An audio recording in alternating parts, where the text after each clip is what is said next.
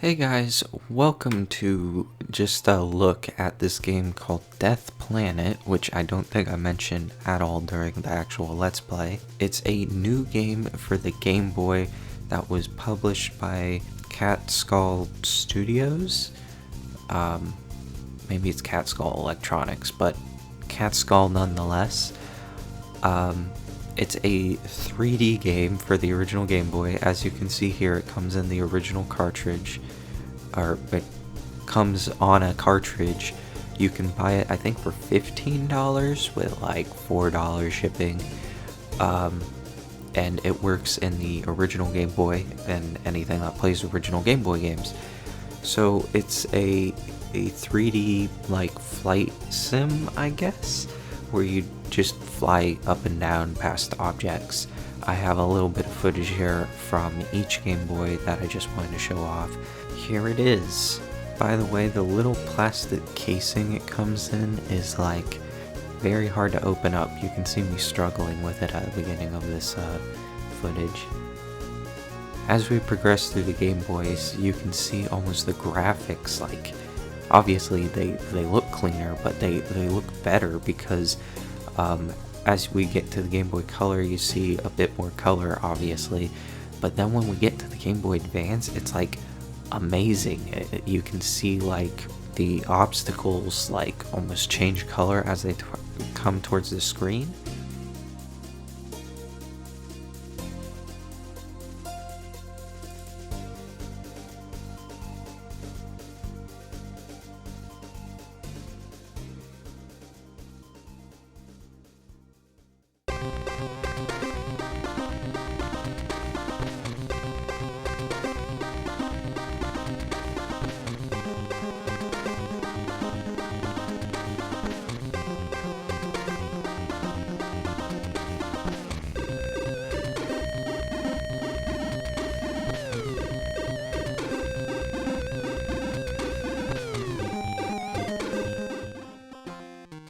Hey guys, welcome to a game that I already forgot the name of because I just got it.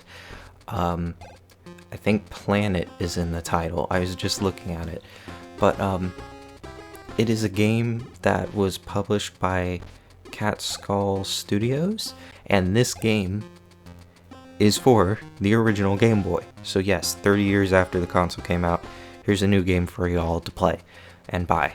And I don't know when, but I have like footage of like it running on actual Game Boys, but here it is on the Game Boy player. Your mission is to fly through the tunnel to the center of the Death Planet and destroy it. If that sounds familiar, it's because it is. And this game just looks so cool in color. It surprises me a lot how cool it looks because it was designed for the original Game Boy, but it almost looks like an Atari game, a 3D Atari game when you play it on a colored Game Boy. The soundtrack is amazing. I think it loops the same song throughout the entire thing. I usually play with the controls, like it starts default inverted, but once you hit the select button you can uninvert the controls, which is what I normally play on, but I forget how to press the select button on the GameCube, so I'll just be clicking away at the buttons here. All you have to worry about is up and down. Again, it's a 3D game for the Game Boy, which is really hard to accomplish. There's a couple for the Game Boy Advance, which I'll link a video below where I show off some like games that really pushed Game Boy hardware. And Cat Skull Gaming, I'm not sure who originally said this, but they were saying it's like the funnest 3D game for the Game Boy, because most 3D games for the Game Boys were just they were almost like tech demos. They weren't really that functional. And I kind of have a video on 3D Game Boy games that really shouldn't have been on the Game Boy. So you can check that out in the description. I'm just going to continue showing off some very poor gameplay because, again, I can't invert the controls, and this is my first time using a Game Boy or GameCube controller. I could actually use the Game Boy as a controller with a special link cable I have. That part there is extremely difficult.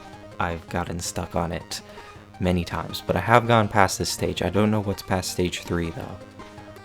As you can tell, you sort of have checkpoints after each stage, which is nice, and you don't have lives, which is also nice. I've noticed a lot of people who remake retro games put a life system into it, which makes it so much harder.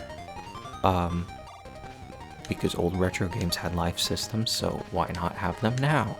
Not having unlimited continues is just the death of me.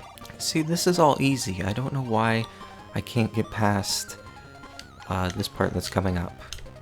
It's like you really have to hit. You have to focus on like the ledges and not like on avoiding the massive object.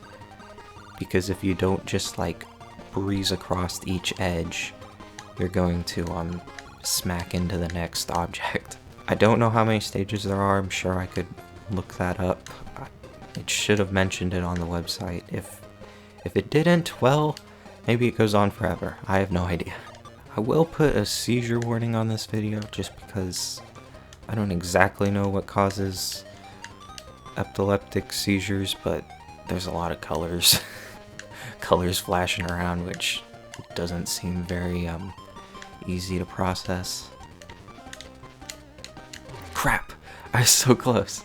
I'm playing this on my PlayStation TV, which is stretching the input to be widescreen, which I like how it's showing up on my capture card more in standard definition. The problem is it's not going to fill up the full YouTube screen if I post it like that, but I normally post raw footage. Normally I don't try to mess too much with my footage because I want it to be as authentic as I can. It would be nice if I could capture everything like in quality that we didn't even know existed years ago. Like most people growing up on GameCube and PS2, they played their games using cheap composite cables on a standard definition TV. So that's how I capture all my stuff. But if you want the best of the best footage, like of what it was capable of, you could get component cables and all this modern stuff that like upscales your footage. But that costs more than the consoles, just getting stuff that upscales all your old retro consoles. So I don't know what to do on the YouTube end of that. I know I'll always play my games on a standard definition TV, just because that's authentic to me. Plus, you never have to worry about input delay, and I'm dying on the same point every time. I'm going to try to get past this real quick. Dang, I don't know how I'm going to get past this. I did it before, but I'm just like not awake enough to be doing this right now. I just wanted to throw out there that most the like physical releases for the original Game Boy, again, not authentic, or not licensed, but they're very simplistic games like this. Like, obviously there's a lot going on in this, but like there's just like it's repetitive, I guess. Very skill-based games that don't have a huge plot to them, and I'd really like to see, with all the like progress we've seen in Game Boy development, like now pretty much anyone can develop a Game Boy game and port it to a flash cartridge. Why don't we see some more of those like bigger Game Boy games that people post in forums and stuff on cartridges? I think that would be really cool. I'd love to just own a cartridge of like a Game Boy game that's been released in modern day that has like a massive RPG or something. Because it could technically be done. We're seeing like bigger games being released for the Dreamcast, or not the Dreamcast, well yeah, for the Dreamcast too, but the Genesis. So I don't know, be interesting.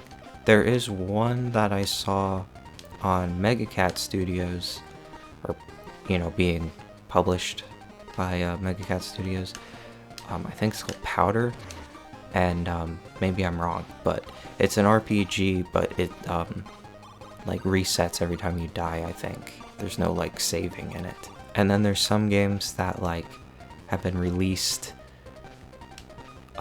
well after like they were developed, and then they just were never released, and then someone's leaked like the ROM, and then people start publishing those.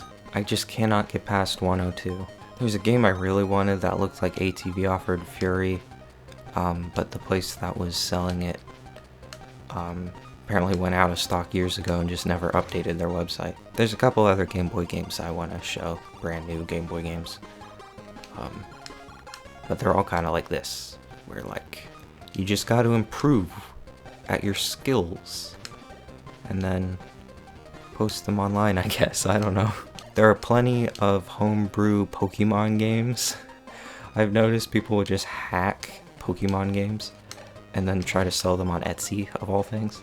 I want to try the analog stick, but I don't think that will give me the response time I need. I just realized though, I was never able to beat this stage on my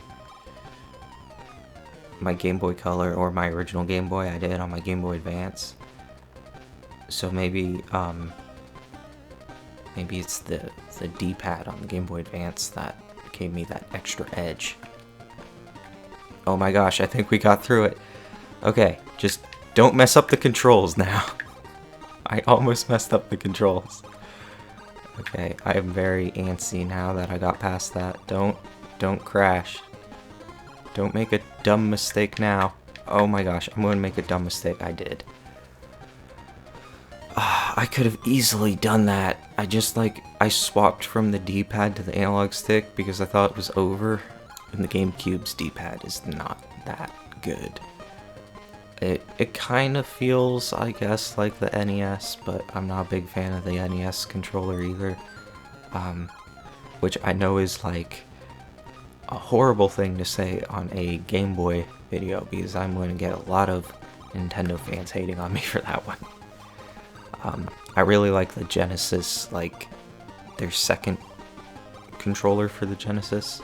The D-pad on that is like really nice for me. And the weird like, what the heck happened there? The weird directional nub on the Nomad. I like that too. It's pretty cool. I grew up on PlayStation, so like I guess my concept of a directional thing is a lot different, because PlayStation kind of treats the directional buttons as individual buttons, which I prefer, but I don't play too many 2D games. I play 3D games, so I don't know what which one's better. When I was playing DuckTales, I really felt like I needed a retro controller for that, so it's whatever you like to play, I guess. Okay, I really need to do this. This footage is gonna get really boring if I don't get anywhere. Oh my gosh, I'm getting so frustrated doing this. I'm at that point now where like you just keep getting worse. I was just thinking how like this game should have been ported onto the what is it called? The Virtual Boy for like the 10 people out there who have one, because I'm not even sure how one would do that, but it would it looks like a Virtual Boy game with if everything was red, and I lose focus by the time I get there, and I have no idea what I'm doing because like it's halfway through, so you've forgotten what you need to do by the time you get there. Jeez, oh my goodness. I did not think I was going to make that. I gave up way too early. Okay, don't do something stupid now, please.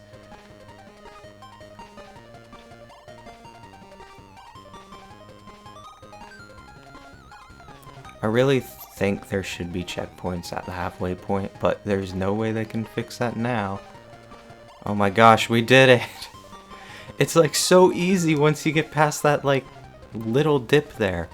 Okay, I'll show you a bit of stage 3, and then I guess I'll see you guys in the next video. The music really reminds me of like certain parts of Cave Story. that was another reason why I wish like we could get a full title, like adventure title with different songs and stuff. I know this was like probably a lot of work from some guys, but imagine like a full a full game. Or if they made this specifically for the Game Boy Advance, and like you would have like shooting and stuff. I know, I'm kind of destroying the retro-ness of this entire experience, I'm sorry. It's my stupid Gen Z brain ruining everything. Gen Z brain basically just means ADD, I think. Everything has to be chaotic to hold our attention longer than 5 minutes. Ah, crap. Okay. See, now I have a new challenge. Now I want to keep going. That's the thing about this game. And the music, like, really makes you want to keep going because you don't want to turn it off. Once you get into it, you might just play it once and be like, okay, I've seen the game, and then never play it again. Which is what I end up doing a lot of times. But, I'm learning to appreciate... I almost made it over. I'm learning to appreciate these kind of games. Like I said in my Tetris video, I think, Fortnite gave me a new appreciation of, like, playing a game just to get better at it, opposed to, like, unlocking new things. Okay, up. Dang! I need to remember to go up, like, as soon as I exit that last one. Okay, yes, it's just, like, a bunch of ceiling things after that. Alright, I'll see you guys in the next video. Thanks for watching, and all the links are in the description. I'll also leave a link to where you can buy this game. Yeah, see you guys in the next video.